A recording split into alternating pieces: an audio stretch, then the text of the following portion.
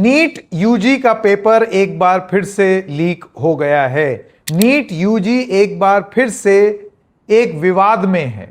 सिर्फ नीट की नहीं, यह कंडक्ट कराने वाली एजेंसी नेशनल टेस्टिंग एजेंसी भी विवाद में है। आफ्टर ऑल ये किस तरीके की एजेंसी है और कैसा एजुकेशन डिपार्टमेंट है जो एक इम्तिहान कराने में फेल हो जाता है?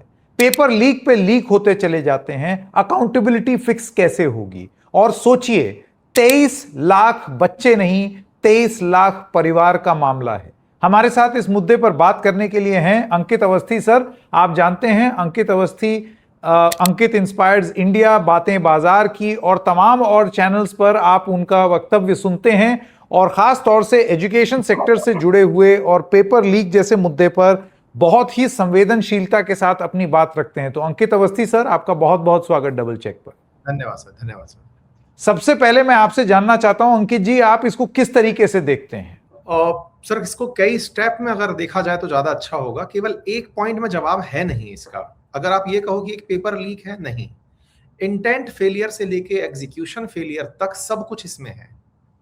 इंटेंट मैं इसलिए कह पा रहा हूं कि जो संस्थान भारत जैसे देश के अंदर सबसे बड़ी परीक्षा आयोजित कराने की जिम्मेदारी लेता हो और जिस पर हर साल प्रश्न उठते हों, उसने अपनी विश्वसनीयता को फिर से सवालों के दायरे में आने दिया। इसका मतलब यह है कि इंटेंशन आपका मालाफाइड है।